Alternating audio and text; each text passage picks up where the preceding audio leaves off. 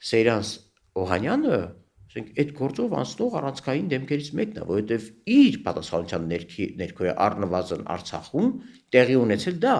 այսինքն Արցախում արցախցիներից եւ Արցախի պաշտպանության բանակից հավաքագրել մարդիկ, որոնք ձեռք կբարձրացնեն Հայաստանի Հանրապետության քաղաքացու վրա։ Հիմա Սեյրան Օհանյանը կարող է մանիպուլյատ կամ ուղղակի բառախաղ անում, որ ինքը Հայաստանի պետության մաս չի եղել այդ ժամանակ։ Ահա դուք եղել եք, բայց Արցախի պաշտպանության բանակի հրամանատար եւ ձեր ղեկավարած բանակի ներքո այդ ամեն ինչ տեղի ունեցել։ Եվ դա ամեն ինչը կապ ունեցել Հայաստանի Հանրապետության պետության կայացման որոշումների հետ։ Ինչպես թե դուք կապ չունեք։ Ինչպես թե ես կապ չունեմ, մեզ չի վերաբերում, դա վերաբերում է պետություն։ Իսկ ով է պետությունը։ Եթե պետությունը պատկանում էր ժողովրդին, ինչը պիտի լիներ սահմանադրությամբ, այդ դեպքում դուք ինչ եք կեղծում ընտրությունները։ Ինչի եք հետընտրական շրջանում